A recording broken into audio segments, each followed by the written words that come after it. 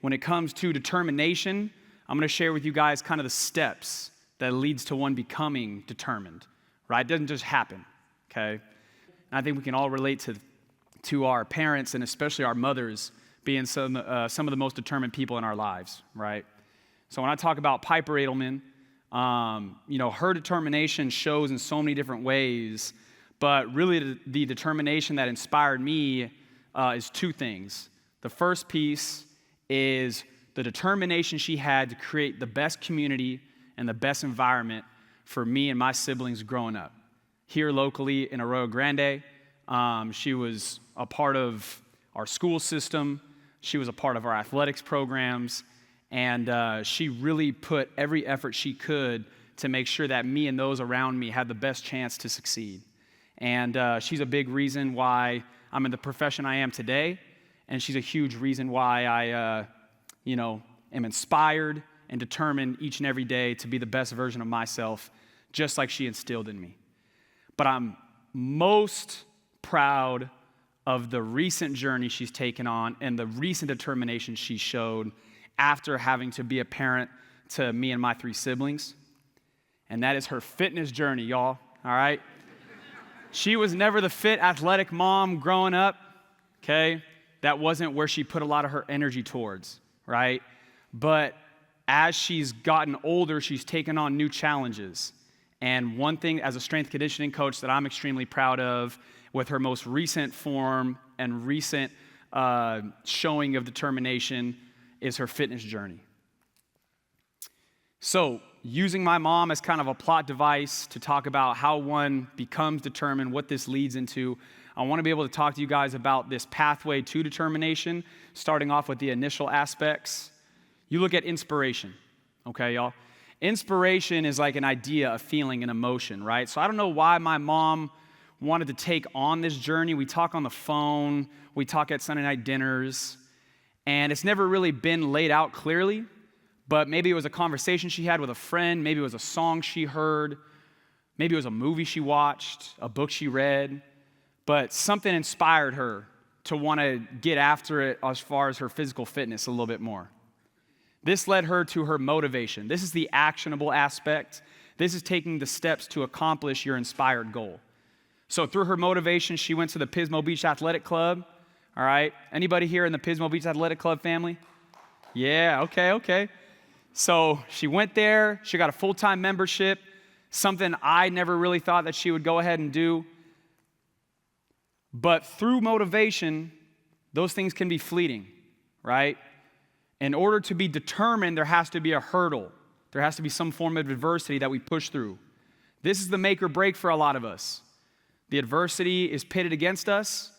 What things can we do to overcome that, right? So let's discuss a strategy. Accountability is the major piece that one needs to overcome adversity, right? So when we look at accountability within our athletics department here at Cal Poly, there's a couple different strategies that we can implement with our athletes to make sure that accountability matches the motivation that they have and matches their ability to accomplish their goals at the most successful rate. So when we set goals, for example, all right, we want to be as detail-oriented with this process as we can, okay?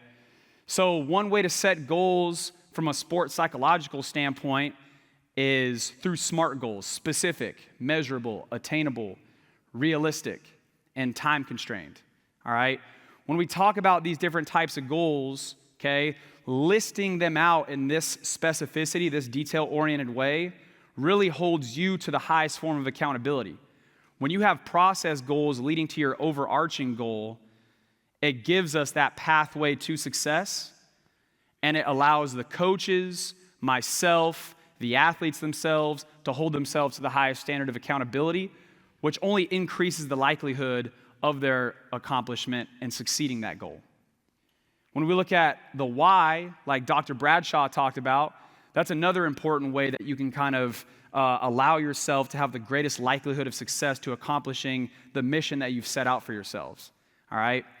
When it comes to Piper Adelman, I don't think she necessarily listed out a set of goals or wrote down her why. I think sometimes it's just daily decision-making, right?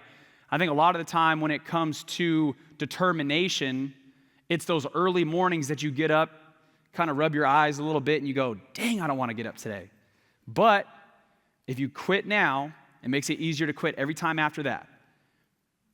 And so with my mom, with the innate understanding of that, getting up and putting her best foot forward, even on the days that she didn't want to, that's what led her to the next piece of the pathway.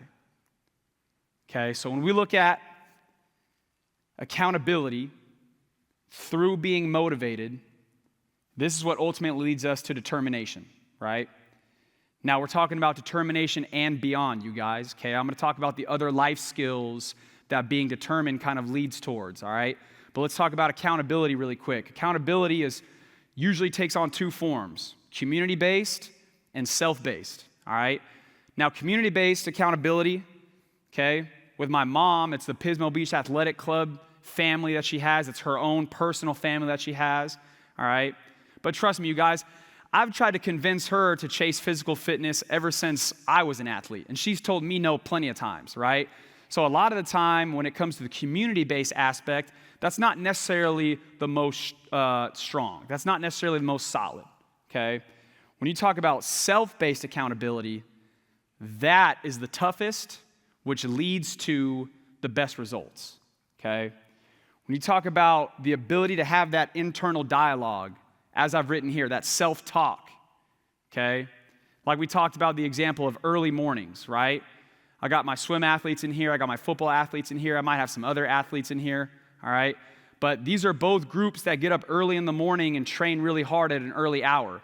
I know every one of them know what I'm talking about when it comes to that self-talk and having to rip yourself out of bed and just go put your best foot forward and get the job accomplished, because you know that then your likelihood of accomplishing your goals, the times, the wins, you're going to be that much closer to those things, all right?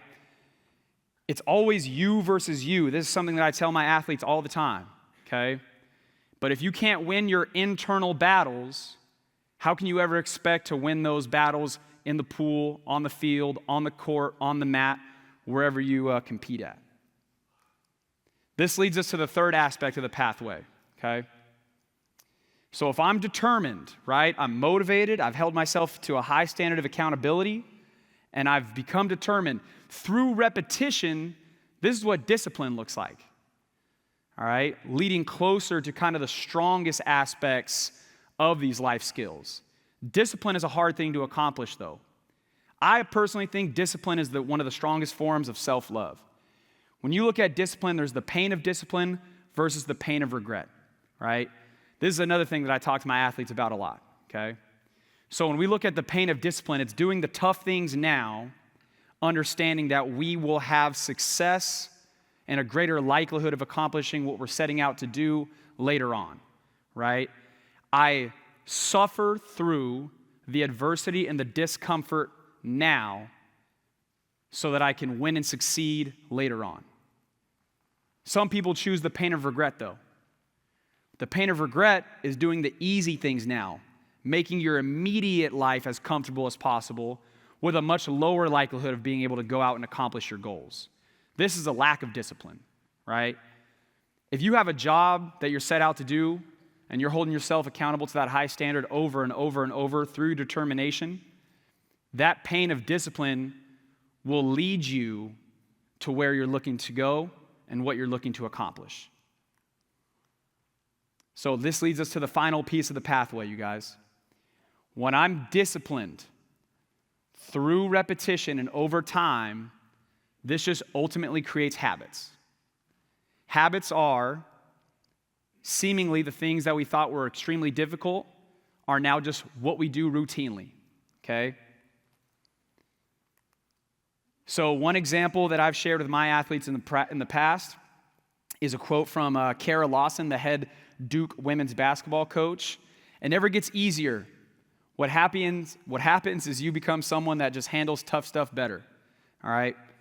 So when it comes to Piper Adelman forming her habits, these are some of the quotes from phone calls and conversations that we've had at the table.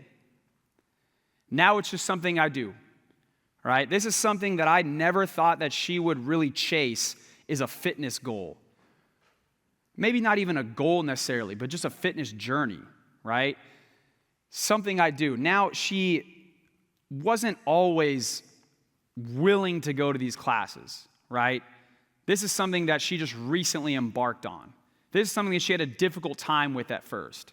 She does the low-impact cycling classes because she's got a bum knee, right? But when she's doing these things, she's suffering through achiness. She's suffering through lack of sleep. Shoot, she might have been hungover and just got up and went to some of these classes, right? But now it's just something she does. She's not going to miss out on that because it's fun.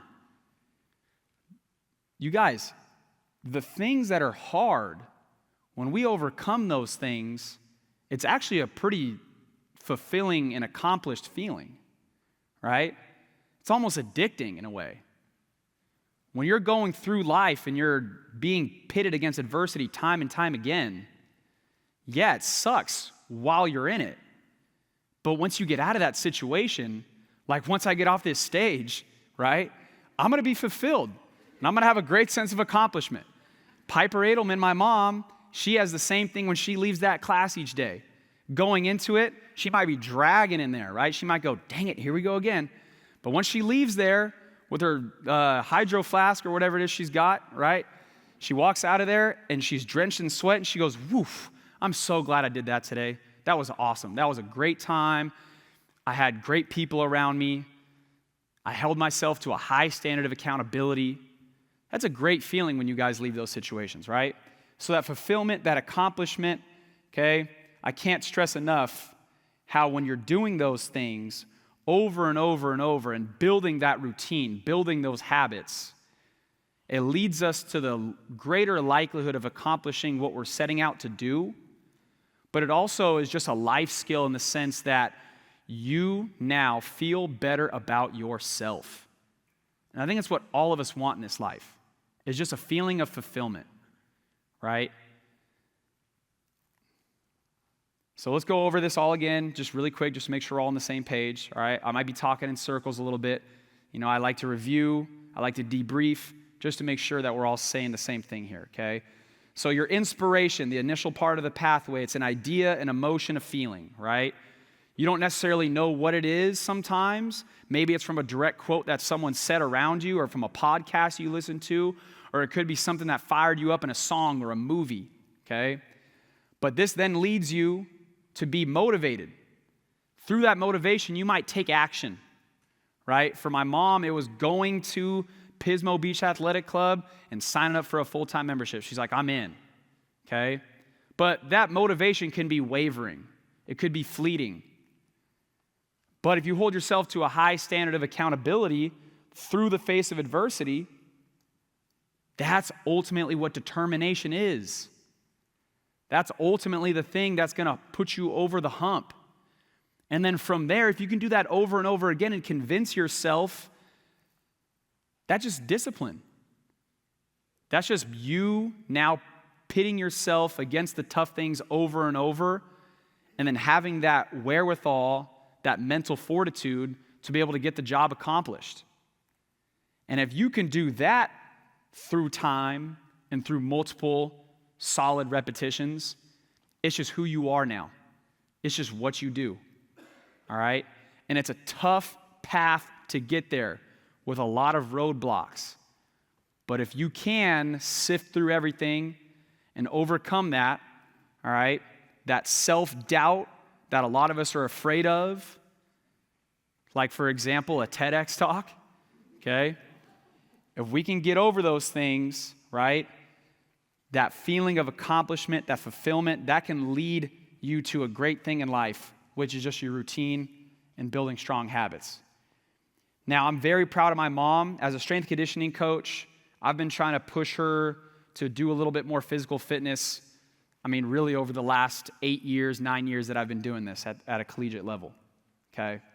But I would be remiss if I didn't bring up some other people that I'm close to. And I also want to thank these people as I go along this, right? So talking about my dad, Jim Adelman, he's pictured here with my mom and my little brother.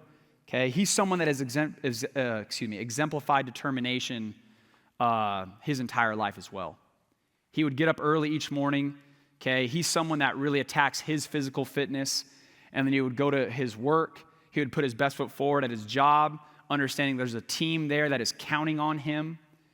And then he would come home and he would do the same thing for us, understanding that we're counting on him too. Okay? That upbringing and the example that my father set for us was a very strong example of what discipline looks like and what building strong habits looks like.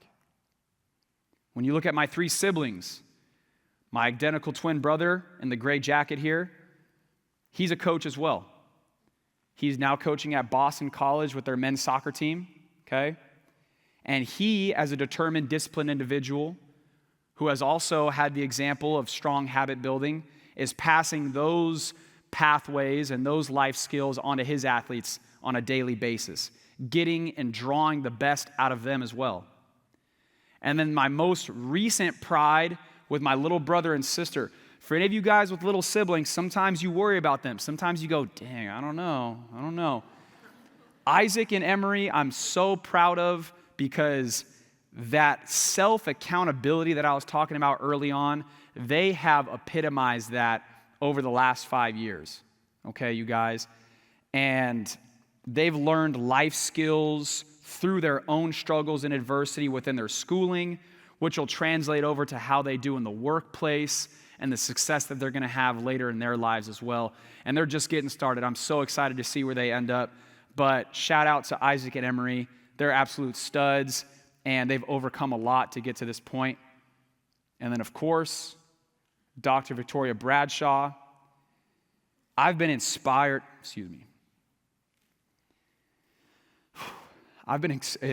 by this girl since the moment I met her. And watching her determination and the discipline she has and the strong habits she's formed, it's only turned me into a better person to have better discipline and stronger habits for myself and our relationship and the people around us. And thank you, baby. Anyway, sorry about that.